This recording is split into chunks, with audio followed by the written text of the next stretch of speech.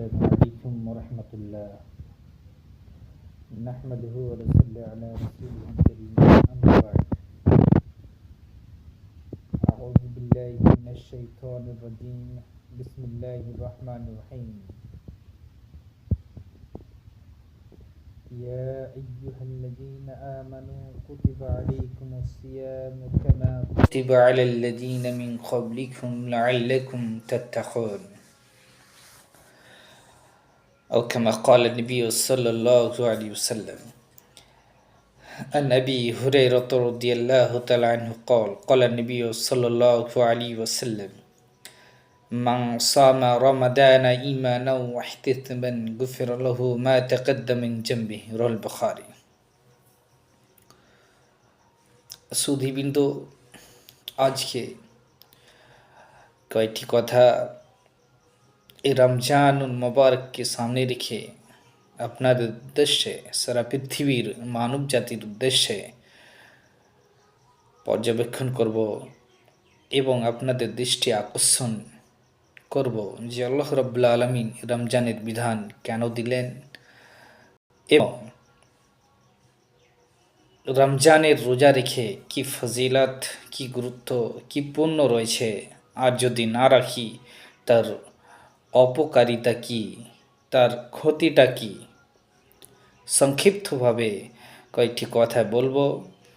আপনারা সবাই শ্রবণ করার পরে আমলে পরিবর্তন করার চেষ্টা করবেন অবশ্যই।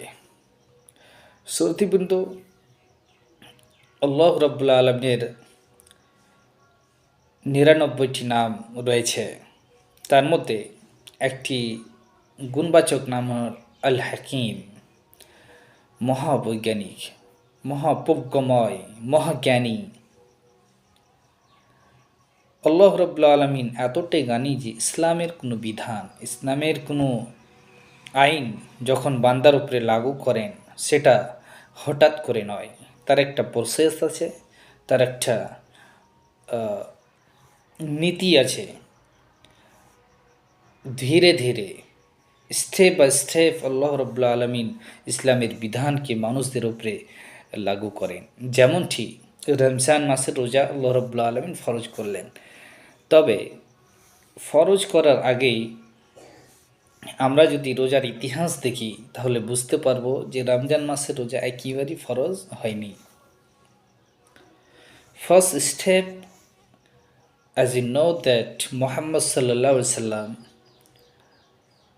has given the fasting per month 3 days, 13, 14 and 15, and Sahabi of Muhammad sallallahu alaihi wasallam also has give this fasting in each month. It is the first step to practice keep fasting. আমরা জানি যে মুহাম্মদ সাল্লাল্লাহু আলাইহি সাল্লাম প্রত্যেকটি মাসে 3টি করে রোজা রাখতেন, 13, 14 এবং 15, আর সাহাবীরাও রাখতেন। এটা ছিল রোজা রাখার ফার্স্ট ট্রেনিং, ফার্স্ট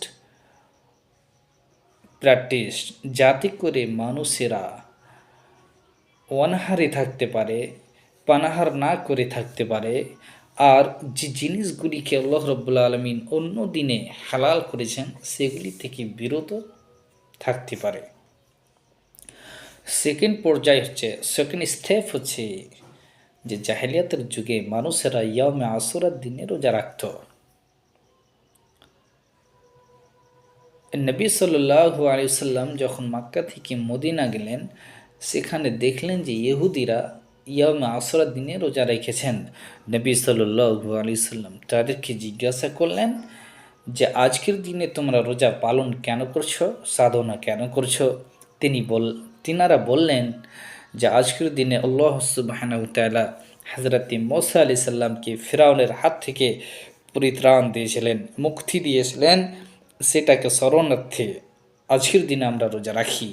নবী সাল্লাল্লাহু আলাইহি সাল্লাম তিনি বললেন যে আমি তোমাদের চাইতে বেশি হক রাখি আজকের দিনে রোজা রাখার।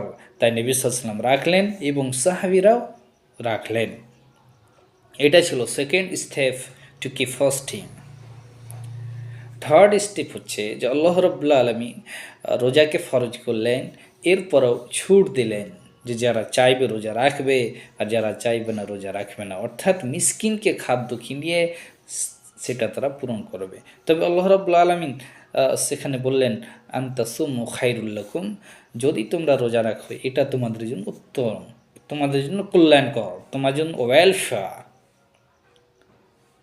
চতুর্থ স্টেপে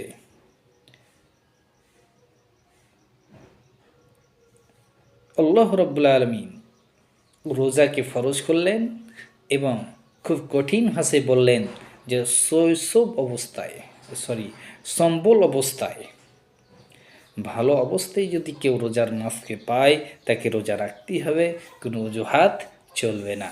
আল্লাহ রাব্বুল আলামিন কোরআনে বললেন শহরু রমজানাল্লাযী উনজিলা ফিল কুরআন হুদাল লিন্নাস ওয়া বায়্যিনাতিন মিনাল হুদা ওয়াল ফুরকান ফামান শাহিদা মিনকুমুশ শাহরা ফালিয়াসুমহু। রমজান মাস যে মাসে আল্লাহ রাব্বুল আলামিন কোরআনকে অবতীর্ণ করেছেন। কোরআন হচ্ছে সত্য এবং মিথ্যার মধ্যে পার্থক্যকারী। তাই যারা রমজান মাসকে পাবে সঠিক অবস্থায়, সালিস অবস্থায়, ভালো অবস্থায়, তারা যেন রোজা রাখে। তবে যারা বৃদ্ধ হয়ে গেছে, যারা বুড়িয়ে গেছে, অথবা যে মা নিজের সন্তানকে দুধ পান করছে, এদের জন্য রুখসাত রয়েছে, ছুট রয়েছে, ইখতিয়ার রয়েছে যারা মিসকিনকে খাইয়ে সে রোজাটা পূরণ করবে, অথবা অন্য দিনে তারা কাজা করবে। তাহলে বন্ধুগণ আমরা বুঝতে পারলাম যে যারা রোজা রাখার সামর্থ্য রাখে, যারা রোজা রাখার স্ট্রেংথ রাখে, তাদেরকে রোজা রাখতেই হবে। যদি না রাখে তাহলে সে জাতির মতো হতভাগ্য পৃথিবীর বুকে আর কেউ হতে পারে না। আল্লাহ রাব্বুল আলামিন কোরআনে বলছেন ইয়া আইয়ুহাল্লাযীনা আমানু কুতিবা আলাইকুমুস সিয়ামু কামা কুতিবা আলাল্লাযীনা মিন ক্বাবলিকুম লাআল্লাকুম তাত্তাকুন। হে ঈমানদার, যারা আমাকে আল্লাহ বলে বিশ্বাস করেছ, যারা আমাকে এক রুজিদাতা, আহারদাতা, মৃত্যুদাতা বলে বিশ্বাস করেছ, যারা আমার প্রতি নিজের আত্মাকে সমর্পিত করেছ, সিলিন্ডার করেছ, তোমরা শোনো, তোমাদের উপরে রোজাকে ফরজ করা হলো যেমনটি ফরজ করা হয়েছিল তোমাদের পূর্বেকার উম্মতের প্রতি। আল্লাহ রাব্বুল আলামিন রোজাকে ফরজ করলেন, আর রোজা রাখার যে ট্রেনিংটা তিনি একেবারেই মানুষের উপরে চাপিয়ে দেননি, স্টেপ বাই স্টেপ নবী সাল্লাল্লাহু আলাইহি ওয়াসাল্লামের দ্বারাতে করিয়ে নিয়েছেন। এর কারণে মুসলিম হিসাবে আমরা কন্টিনিউলি 30 ডেজ রোজা রাখি, এরপরও নিজেকে কোনো দ্বিধা মনে করি না, কোনো অসুবিধা মনে করি না, আর আমরা রোজা কন্টিনিউভাবে রেখে নিই। তবে আল্লাহ রাব্বুল আলামিন এখানে যে রোজা ফরজ করলেন, রোজা ফরজ করার উদ্দেশ্য তিনি ব্যক্ত করলেন, উদ্দেশ্য তিনি এক্সপ্লেনেশন করলেন, উদ্দেশ্য তিনি ব্যাখ্যা করলেন এইভাবে যে রোজা রাখার পরে তোমরা কি হয়ে যাবে, লাআল্লাকুম তাত্তাকুন, যাতে করে তোমরা মুত্তাকি হতে পারো, ইমানদার হতে পারো, নিজের গুনাহগুলিকে রমজান মাসে তোমরা ফুরিয়ে নিতে পারো, নিস্তেনাবুদ করে দিতে পারো, এবং তোমরা মাসুম ছেলের মতো হইতে পারো যাদের আগে পিছিয়ে কোনো গুনাহ নেই। তাই বন্ধুগণ আমরা যারা রমজানকে পাবো সঠিক অবস্থায়, ভালো অবস্থায়, কোনো আরোগ্য ছাড়াই আমাদের উচিত হবে রমজান মাসের রোজা সাধনা করা, রমজান মাসের রোজাকে পালন করা। যদি না করি তাহলে অনেক বড় গুনাহগার হয়ে যাব, খাতাকার হয়ে যাব। আল্লাহ পাক নবী জিনাব রাসূলুল্লাহ সাল্লাম সহিহ বুখারী হাদিসে বলছেন মান সামা রমাদান ঈমানান ওয়া ইহতিসাবান গুফিরা লাহু মা তাকাদ্দাম যাবিহি। যারা রমজান মাসের রোজা ঈমান এবং নেকির উদ্দেশ্যে রাখলো, আল্লাহ রাব্বুল আলামিন তাদের আগেকার গুনাহগুলি ক্ষমা করে দিবেন। তাহলে এত বড় সুবর্ণ, এত বড় অপরচুনিটি আর কি হতে পারে। তাই বন্ধু আমরা রমজান মাসের রোজা খুব নেকির উদ্দেশ্যে ঈমান চেতনা নিয়ে নিজের ইন্টেনশনকে, নিজের নিয়তকে নিট অ্যান্ড ক্লিন করে আমরা রমজান মাসে রোজা সাধনা করব এবং আল্লাহ রাব্বুল আলামিন যে আমাদের জন্য রমজান মাসে রোজা রাখার কারণে তিনি বলছেন যে আমি নিজের হাতে তোমাদের নেকি দেব, আসিয়ামু লি ওয়া আনা আজজি বিহি, রোজাটি আমার জন্য, এর কারণে আমি তার নিজের হাতে জাযা দেব, বদলা দেব। তাহলে